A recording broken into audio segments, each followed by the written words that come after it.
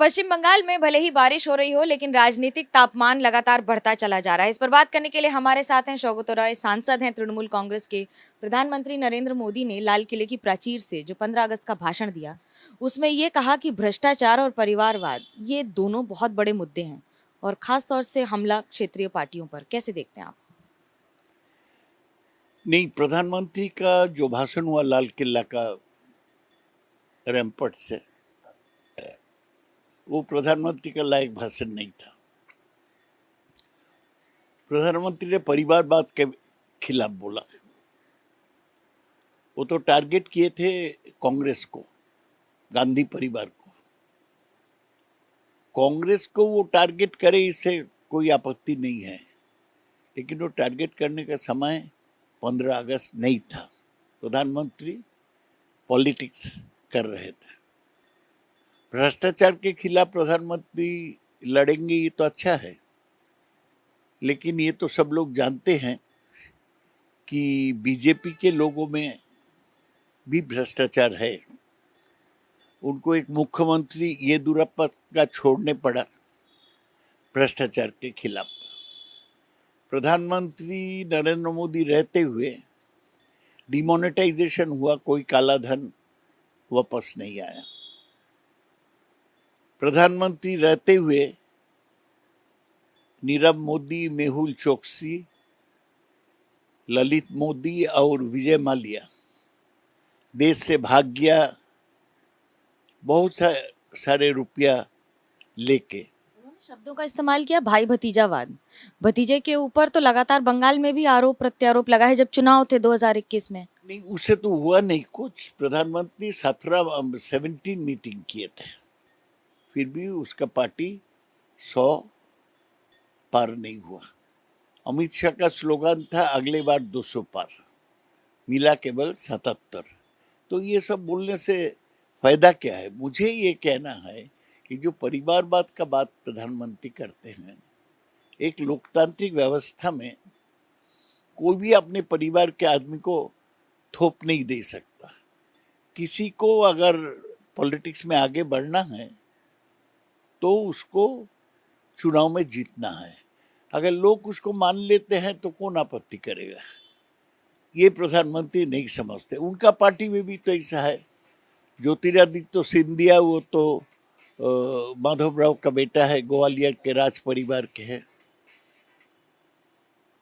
हमारे राजनाथ सिंह के बेटा पंकज सिंह, वो तो यूपी के एमएलए है। अमित शाह का बेटा जय शाह, वो तो क्रिकेट कंट्रोल बोर्ड का सेक्रेटरी हो गया। और हर प्रांत में बीजेपी के लोग, मंत्री, सब लोग का बेटा बेटी अच्छा पोजीशन में बैठे हुए हैं।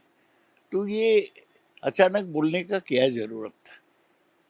प्रधानमंत्री के रूप में स्वतंत्रता दिवस पर देश को एक वार्ता देना था कि देश कैसे आगे बढ़े, लेकिन प्रधानमंत्री पॉलिटिकल एजेंडा सामने रख के ये सब बात बोला, हमें अच्छा नहीं लगा।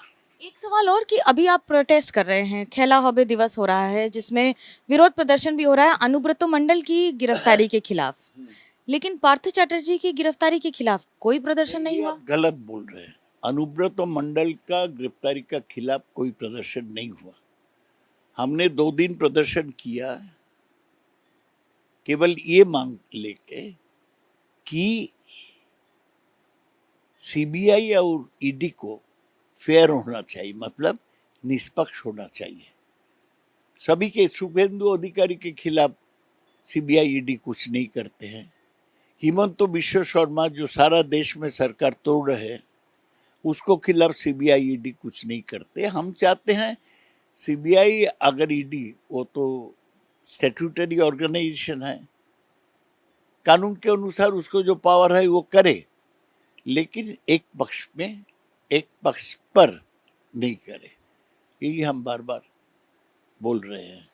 तृणमूल कांग्रेस कई बार आवाज उठा चुकी है, अभी एक के बाद एक विरोध प्रदर्शन भी हो रहे हैं, तो क्या ये कहें कि एजेंडा नहीं है या फिर एजेंडा बनाया जा रहा है? नहीं, हम तो प्रदर्शन कर रहे हैं, यही बात बोल के हमारे लोग अरेस्ट हुआ। हम तो पार्थो चैटर्जी के बारे में बोल दिया कि हम कोई जिम्मेवारी नहीं लेंगे।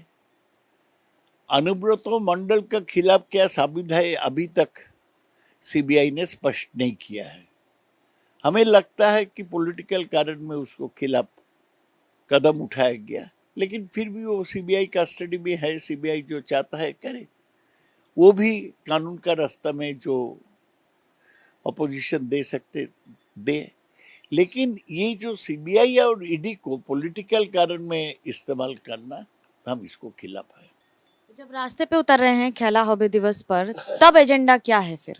नहीं, खेला हुआ दिवस तो पहले से 2021 का चुनाव में हम ये खेला हबे ये स्लोगन उठाए थे, तो यही हमारा स्लोगन अभी तक रहा। फिर सब लोग खेलेंगे, खेल में भाग लेंगे, और पॉलिटिकली कोई हमारे साथ लड़ने चाहता है तो हम उसको खिलाफ लड़ेंगे।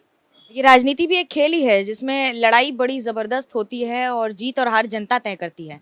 कैमरा पर्सन सूरज पांडे के साथ मनोज्ञा लोहीवाल, कोलकाता, एबीपी न्यूज।